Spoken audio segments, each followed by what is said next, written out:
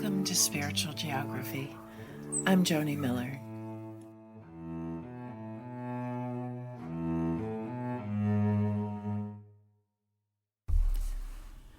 At the start of every year, many of us make resolutions to do something, to improve our waistlines, physical activity level, or financial situation. But resolving to improve our emotional state might be the very best resolution we could make, helping us with every other part of our life. Some of you may be thinking, but Joni, if I achieved my goals, I will feel better. And yeah, you will momentarily. Then your habitual emotional state will take over, and you will continue to feel the way you usually feel. I know, I played that game for years. If I lose weight, then I'll be happy. If I get promoted and make more money, then I'll be happy. But new jobs and weight loss didn't change how I saw the world. They may have changed how other people saw me, but finding reward from other people's opinions is unfulfilling as a long-term strategy. We each have a baseline way of perceiving the world. Not merely are you a half glass full or half empty kind of person, but what happens when you have half a glass of water and need more? How do you problem solve? How resilient are you? Achieving all your goals won't make you happier for long, but there are ways to gain peace and happiness that aren't dependent on goals. That may sound depressing, but I believe the opposite is true. You have more control over how you feel than you may think, and that is incredibly empowering. It's a strange contradiction. We think our circumstances create the emotions we feel. Instead, it's how we respond to our circumstances that create our feelings. No one's life is perfect, but some people are more resilient and happier than others, no matter where they are and what they're doing. It doesn't have to be a mystery.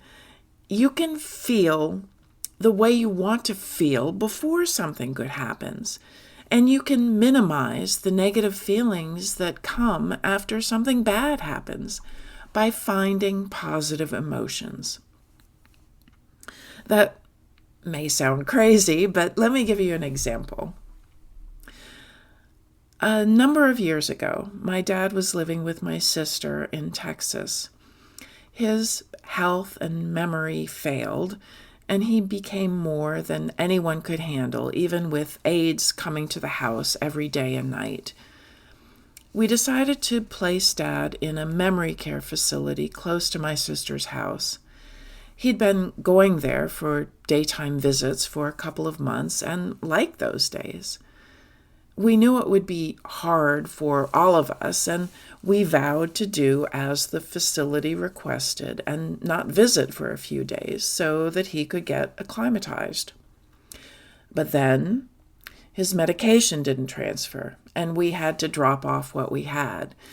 And it was their dinner time, and he was being transported into the dining room. And he saw us, or rather, he saw me. He didn't see my sister and brother-in-law. He didn't exactly remember who I was, but he knew that I was somehow behind what he perceived to be a horrible move. So I sat with him and let him cry and threaten and swear he was going to kill himself. Then my sister and brother-in-law joined us, and we all sat with him until it was time for him to go to bed. We had scheduled his favorite aide to stay with him overnight for the first few nights as he adjusted. We waited until the aide came and Dad was settled. Then we left. It was 9 o'clock at night when the three of us sat around their dining room table, stressed, hungry, and hot from the early October Texas heat. We were trying to eat, but none of us had much of an appetite. My blood pressure was through the roof. It was too late to call my husband in another time zone, so I asked them if they would do my nightly gratitude practice that I usually do with my husband. I paused. What on earth could I be grateful for? It had been a long, stressful day. I was worried about my dad. I took a breath and said, I'm grateful for the ceiling fan. My body unclenched. The energy in the room shifted. With that one statement, my sister, my brother-in-law, and I started listing all the things that had gone right. How grateful we were for the wonderful facility Dad was in, with caretakers who already knew him from his daytime visits. How grateful we were for his favorite aide sitting with him overnight. That my sister and I were united in our decision-making, and on and on. We changed our emotions. We changed the physiological reactions going on in our body. We reduced our blood pressure in those moments of gratitude. This was probably the most profound example I have of thinking myself into a different emotional state, but I do it every day. Slowing down and finding things for which to be grateful is a powerful practice. Writing it down makes it even more powerful, but I don't seem to have the patience for that. But I consciously express gratitude at least twice a day, at breakfast and at bedtime. Sometimes at breakfast I express thanks for all of the people involved in allowing me to have oatmeal. From the farmers, the miracles of sun and rain, those who harvested the oats, all the way to the grocery clerks who stocked the shelves and rang up my order. I'm grateful for the variety and quantity of food we have available. I'm grateful for where I live and the people in my life. At bedtime, my gratitude tends to be toward things that happen during the day. I'm not saying to ignore your hard feelings. That day with my dad, I still felt all the same hard feelings: grief, fear, doubt that we'd chosen the correct course, guilt that I hadn't done enough, and so on. But we can feel multiple emotions at the same time. By adding in gratitude to that list of other emotions, I helped myself physiologically, emotionally, and spiritually. From gratitude, I could find my way back to feeling love. So, during this season of resolutions, the desire to become the best version of yourself, develop a conscious practice of gratitude. There are many ways to do this. Put gratitude practice into a search engine and find something that would be easiest for you to incorporate into your life. Finding gratitude for what you already have doesn't mean you won't have a desire for self-improvement.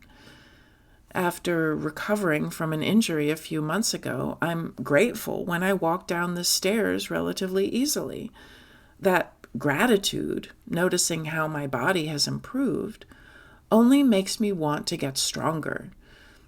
Gratitude helps me remember to continue my physical therapy exercises, helps me desire to go for a walk even when I'm really busy. So find gratitude every day, multiple times a day, multiple times an hour. Start with gratitude for who you already are and what you already have. For as much as you want to improve, I'm guessing there's already a lot wonderful about you and your life right now. Practicing gratitude can be the best self-improvement resolution you can make. We don't understand the mysteries of the universe, but we can grow more love. Love for ourselves, love for others, and love for the infinite mystery that lays beyond our understanding. Thank you for tuning in.